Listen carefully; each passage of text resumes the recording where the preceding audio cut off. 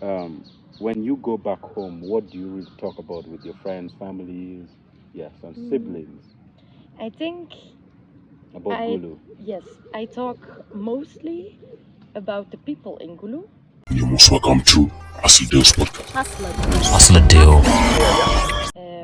Rather than the Gulu city itself, because for me it's about making the connections, having the friends, meeting the people, and seeing how they spend their days, and me joining. Like for example, this time around, I've spent a lot of time with people making music, the artists, which is like this big industry in Gulu, of which I didn't know. But it makes me discover like new parts of Gulu, what people write about, what people sing about, Yeah. and also because I've been here that many times, I started taking some acholi classes, which is still very much a work in progress. Yes. But I think I will talk a lot about those experiences, of course, and of course my host family as well, who always host me. Yeah. Yeah. Yeah. Actually, for Gulu, I don't know how. I'm not going to exaggerate Gulu to me. So I know. I'm pretty sure that you have been traveling in parts of Uganda, Western, Eastern, blah blah blah, various places in Uganda. If you were to compare it with Gulu, I don't want you to exaggerate or to do it in my favor. If you are to put your comparison between the places that you have been moving within Uganda, what are the differences that you really find, and what is the uniqueness of Gulu or uniqueness of other places? I thank you for that question. I have traveled a bit in Uganda, so I've been, of course, in Kampala and Tebe, Jinja, Bale, and then on the west, been to Fort Portal, Murchison Falls, and in the south as well. So I think for me, when I'm traveling, I do like to see new places, discover new places, but I'm always like, there is a time for travel. So when I do that, and there's a time for coming home again. Yes. And Gulu is for me that magnet of coming home, and I do miss it always a bit when I'm traveling. Exactly. I think it's kind of a characteristic of traveling that you kind of miss a certain comfort zone. You miss friends, family, and those for me are here in Gulu. So of course it's nice to see new places, but you always miss kind of your circle. Yes. Yes. So, what is that best moment that you will not forget about Gulu that you've got here? The best moment. I think my best moment is just like having had like a long day, having had like, you know, a busy day, and then like going to Las Ice Cream for a good ice cream and being surprised by the flavor they have every day.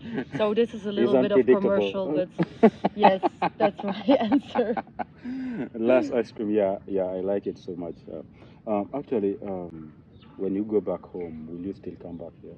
Of course, What if you don't come? I will come eventually. Okay. I don't know when, but at some point. Yes. Yes. Yeah. So, what are you going to tell the people about Gulu? Because we know, we have been in a war whereby some of the people they think and they feel like Gulu, it's it has a lot of insecurity up to now.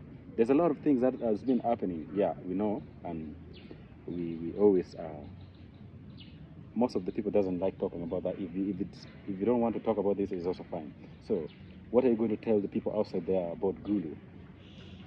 I think from my perspective, because obviously I was not here when all those things happened and I'm not from here, so it's difficult for me to reply.